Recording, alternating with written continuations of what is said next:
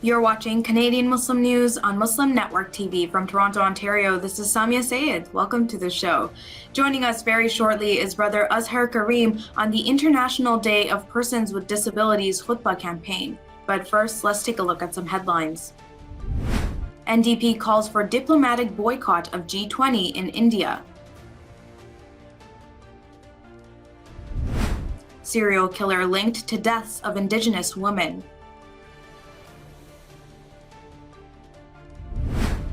Peaceful vigil to remember the victims of Urumqi fire. Two Caribbean nations seek reparations from British MP. And now the details. The New Democratic Party has called for a diplomatic boycott of G20 activities in India. In a statement issued yesterday, the NDP says that the violations of human rights and civil liberties in India are very concerning. The NDP critic for Foreign Affairs, Heather McPherson, and Blake Desjardins, critic for Diversity and Inclusion, say that the growing number of Islamophobic incidents are unacceptable. According to the statement, India's ruling Bharatiya Janata Party is ignoring its responsibility to stop hate crimes against Muslims and other minorities, including Christians, Buddhists, Sikhs, Dalits, and LGBTQ community, women, and Indigenous people. Jeremy Skibicki, who is accused of killing a 24-year-old Indigenous woman, is also behind 3 more homicides, says Winnipeg police. The accused was arrested on May 18th and charged with the first-degree murder of Rebecca Contois. Contois was a member of the Ochikchak-Kosipi First Nation located on the western shore of Lake Manitoba. He was charged yesterday with 3 more counts of murder of 2 other First Nations women and another woman who has not yet been identified. The police have released photos of a jacket appealing for witnesses to help identify her. The East Turkestan Association of Canada is organizing a peaceful vigil in Toronto over the next 3 weeks for the Uyghur victims of the fire in East Turkestan. A 2-hour vigil from 5:30 to 7:30 p.m. will be held in front of All City Hall on 3 Sundays starting from December 4th, with the last vigil on December 18th. Last week, nearly 40 Uyghurs died in a building fire in a neighborhood of Urumqi, the capital of East Turkestan. The victims were not able to escape due to strict COVID lockdown policies that prevented them from leaving the building. Jamaica is preparing to launch legal proceedings for reparations from the British politician Richard Drax. Drax's ancestors were pioneers of the sugar and slave trades in the Caribbean about 400 years ago amid the transatlantic slave trade. The Encyclopedia Britannica states that the former British colony was one of the world's busiest slave markets in the 17th century. Reports showed that Drax has previously said his family's slave trading past was, quote, deeply regrettable, adding that no one could be held responsible for it today. Barbados is also seeking reparations from the wealthy Tory MP. If Drax refuses, Barbados has suggested that it, like Jamaica, may resort to legal proceedings. And that's it for the news.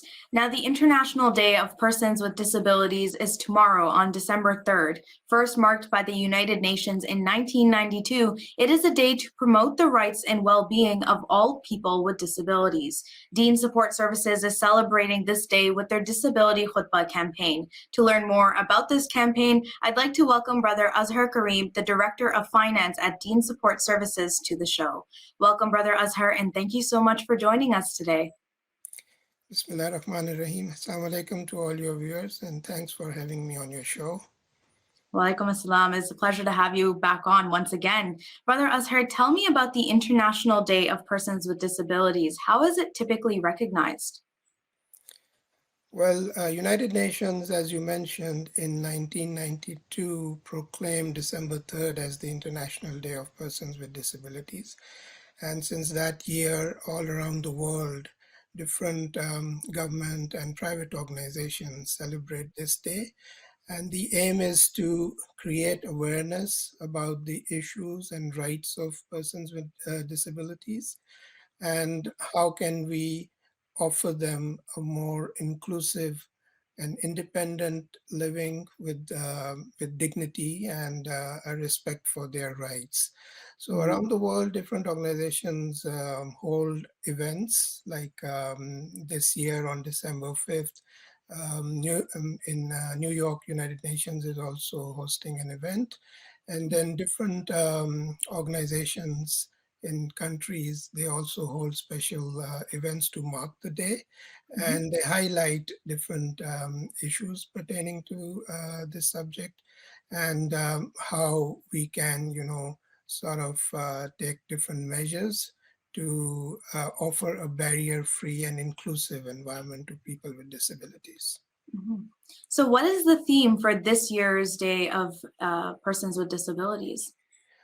It's transformative solutions for inclusive development, promoting inclusive um, the inclusive development. Um, Mhm. you promoting, innovation and promoting inclusive development. I Mhm. may not be using the correct words, but it revolves around this theme. Mhm. No, that makes sense. Inclusive participation, it is. I want to hear more about your Disability Khutbah campaign. Can you tell me what exactly the campaign is? Well, we have been running this campaign since 2009. So this is our 13th year that we have been celebrating this day with Khutbah campaign. Mhm. So on this day, we request all imams of masajid in Canada to devote their Jummah khutbah to the subject of IDPD and talk about the Islamic on people with disabilities. And the goal is that in Muslim community, people have a better understanding of what are the rights of people with disabilities in an Islamic framework. What are different stories that they can narrate which reflect how our Prophet Muhammad Sallallahu Alaihi Wasallam used to treat people with disabilities and what was their status in the society. So Mhm. this is an important thing because in Muslim community there are several misconceptions and stigmas attached to disability issue, and when things are presented in an Islamic framework they would have a better awareness understanding. Mhm. And I want to touch upon that later on in the interview, but I'm wondering, what does participating in this campaign yearly mean to you? Well, we consider it as a very important event for us as Dean Support Services. And I'm glad to mention that before it used to be a very small event, but now we are doing it globally. And in the Mhm. past 3 years, we have been conducting a global conference on Islam and disability. And that connected us to a huge number of delegates, almost from 24 different nationalities. So, with this broadening of scope, now we reach for Khutbah campaign all those countries. And this Khutbah campaign is now, we hope that all around the world, imams on this day talk about it, which is a huge success for us. Mhm. And we are now doing it in a more formal way, and people can find more information on our website, which is muslimswithdisability.org. Mhm. So we consider it a big success for us, and we are very proud of that. Mhm. And mashallah, as you should be, that's quite an impressive feat going global, especially as you reach 13 years. I'm wondering, this is your 13th year. How many mosques, at least in Canada, have become involved with the campaign? Well, I may not be able to give you a correct number, Mhm. but before our focus was in GTA. Most of the mosques we used to try to reach them in GTA, but now, over the previous few years, we expanded it to whole of Canada and then USA, and then it went global. So I may not have the exact number of mosques. No exact number, but we can be assured that it's quite expansive. If it's the US, Canada, and global, it's definitely reaching all parts of the world. Once people sign up to participate in the campaign, what happens? Well, they they can see a package where we suggest some talking points that they can cover in their khutbah, and we also promote the idea of using appropriate language, so they have information about that as well. I mean, that is not just only with regard to khutbah campaign. I mean, generally we promote this thing that we should be using appropriate language when we address people with disabilities, so that we don't use a disrespectful or derogatory terms for them. So the package includes that as well. And then there's a link where they can register so that we can follow up with them. And we encourage them to record their khutbahs either in audio or video, so that we can put it on our YouTube channel and on our website, so that even if somebody missed the khutbah, they can later on follow up.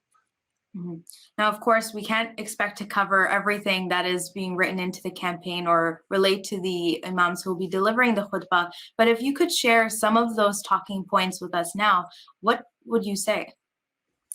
Well, there are, you see, two areas which I briefly mentioned, that we want to highlight the fact that what are the rights of people with disabilities in Islam, and what are various examples from in the history of Islam, that how people used to treat them at the time of Prophet Sallallahu Alaihi Wasallam. And there are many stories where we can see that people with disabilities were given all the dignity and the rights, and they were included in all the affairs of society, like going to mosques, and even the story about Abdullah ibn Maktoum.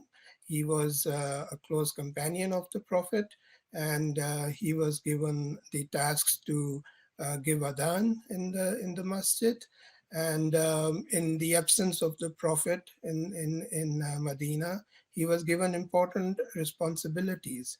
So this shows, and this is just one story, there are so many others. So this shows that people with disabilities were not left alone. They were not, out of the society. They were given proper status, and they were included in the affairs. So that's one side of it, so that Muslim community can know that how do we treat people with disabilities in Islam. The other side is that what can we do to promote this thing in our day-to-day life. So like when we go to our masajid, how accessible are our masajid? Do we make the prayer area accessible for persons with all kinds of disabilities, if they are coming on wheelchairs, or if somebody is blind, or they have other disabilities?